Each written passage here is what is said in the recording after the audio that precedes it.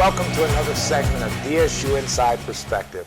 I'm Carlos Holmes, and this is the show where we talk with students, faculty, staff, alumni, and guests about some of the things that are going on in the world or some of the great things that are going on here at Delaware State University. Student success is one of our top priorities here at Delaware State University, and that always implies student safety. Today I have Lieutenant Joi Simmons, who is on our Delaware State University Police Department. How you doing today? I'm doing great. Thank you so much for being on our show. Joe, in addition to being a patrol commander, oversees our sexual assault team. And that's what we want to talk about today. Now, it is my understanding that a police department should design itself in accordance to whatever jurisdiction it's serving. How does that work here at Delaware State University with our Delaware State University Police Department? With our police department, what we've done is the chief of police has established a model for that governs our policing, which is called SCOPE. SCOPE is an acronym that stands for Student Campus Oriented Policing Education.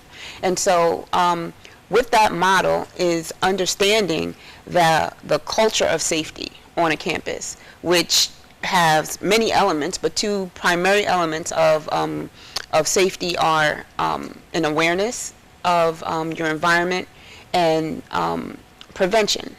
And so the police department has an initiative to couple with the campus that we serve, the community that we serve, so that the ultimate goal of success for all students is achieved in the end. It is a known fact that students often come to campus, come to school with a false sense of security in social settings where they have belief systems that everyone knows each other and everyone is looking out for each other.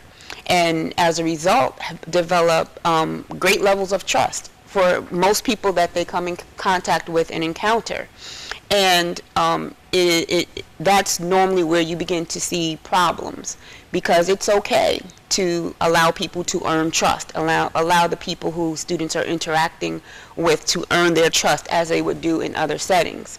But in a lot of ways, they're in a whole totally new social setting altogether. I mean, that is true. They're not living with their parents anymore. Mm-hmm.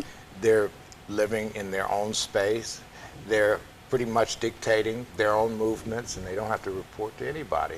And they're also dictating their relationships, correct? That is the truth, which is exactly why they develop those false senses of safety in their community and their environment. One, it's not something they've ever had to do before. For most, they have this is their first experience with being responsible for their movement, their schedules.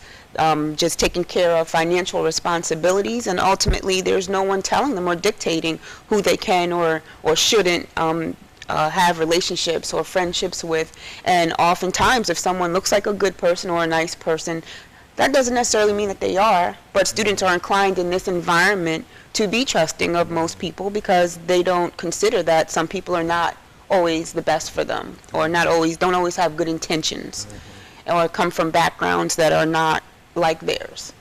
Let's talk about the problem of peer pressure, because this comes into play, and people talk people into doing things. Mm-hmm. But now we're at a level where kids are in this social environment for the first time, where they are just they're the controllers of their own destiny. That's the truth. Okay.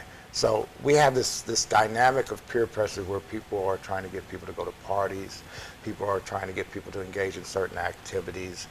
What are, as the police department, learning about that, and what kind of education are you trying to give our students relating to that? Well, first off, students need to know their limits, understanding that before making decisions to do anything, they need to know how much they're willing to take on, how much they're willing to be engaged in, whether it's an activity or in a relationship. No matter what it is that they're doing or taking on, they need to know what their limits are as it relates to that matter. That would be the first thing. And then the next thing would be, I would have to go back to the trust issue. Understanding that every person that they encounter or engage does not have their best interest at hand. And so taking the time to know the people who they surround themselves with or entertain levels of conversation that would provide that person an opportunity to ultimately attempt to even convince them to do something that they may not want to do, and ultimately have a plan B. If a student or if a person decides that they do want to try something that they may not know is something that they want to go all the way through with, they should always have a plan B before they begin to even enter into that environment. For example, if they plan to go to a party with a group of people or with a person, they should always bring someone with them that they trust. While at that party, if they want to leave, they should always have control over their ability to leave. Don't go to locations that they're not familiar with. If they find themselves in a room by themselves with someone who's making them feel uncomfortable, have a plan to get out of the room. Sometimes even if that means not being honest, if it means saying I have to go to the bathroom when they really don't have to go, to get themselves out of a sticky situation, that's what they should do. So having a plan B, being mindful of having conversations with people who they don't trust, trusting their instincts about individuals that they engage in conversation with, and ultimately knowing their limits. Now, we know that most of our undergraduates are under 21. Mm-hmm.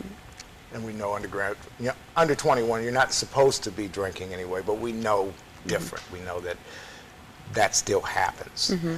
But this creates a vulnerability, doesn't it? It does. So once a person is under the influence of a substance, whether it be alcohol, marijuana, or the like, that compromises their judgment.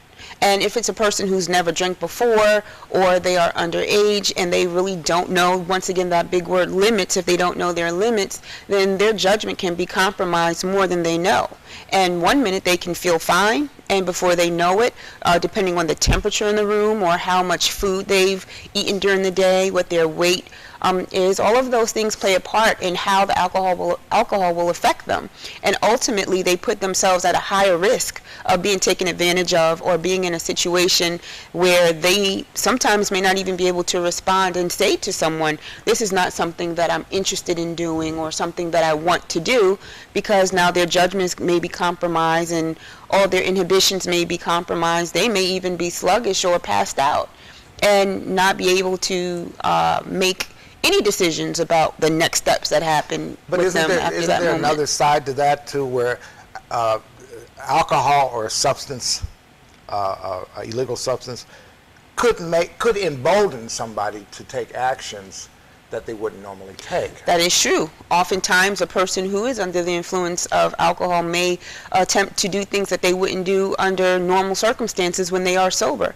They may now have this heightened sense of being empowered to do things that they may regret later on. And that's when you run into some very, very big issues when you talk about social media. Because if you're in an environment where there are other people present and you just decide that today I'm going to be bold because I now have this substance in my body and I think that this is the day for me to be a stripper, for example, and everyone has their cell phones out, and that footage goes viral and goes on social media, it's out there, it's there forever. Right. And so, you have to live with the consequences of your conduct and your behavior, even more so as a result of that one element of social media. Well, one last thing, because it seems to me that some people, or some young people, have a problem, even if they are violated, with reporting an incident happen. Mm-hmm. What would you say to them? A person who feels uncomfortable about reporting an incident of sexual assault should know that they should feel safe about reporting. They should, first of all, educate themselves on the resources that are available to them, especially on college campuses. They should report to the police, but if they don't feel comfortable reporting to the police, there are other people who have confidentiality privilege, and they do not have to report it report the incident to the police, but that person can also have the freedom of sharing what happened to them and still get the help that they may need. Because ultimately, a victim of a sex crime, in the end, they suffer egregious emotional and psychological effects, and ultimately suffer, and in more cases than not, don't finish school. And that's counterproductive with what it is that we stand for. And so if an individual finds that they don't feel comfortable reporting, they should know that if it's that they don't want to report it to the police, that there are other resources, there are other people on campus, to include counseling services, student health services, the Title IX office, or even just a professor. And they're also giving license to the person that committed the crime if they don't report it. And that is the truth. Wow. There is the risk that if someone assaulted you, that perpetrator will commit the crime again. They will do the same thing again to someone else. Well, Lieutenant Simmons, keep on doing the good work you're doing here at Delaware State University. We appreciate you, and we appreciate our Delaware State University Police Department. And we look forward to seeing you again on the show. And thank you once again for joining us for another segment of DSU Inside Perspective. Everyone have a good day. Be safe.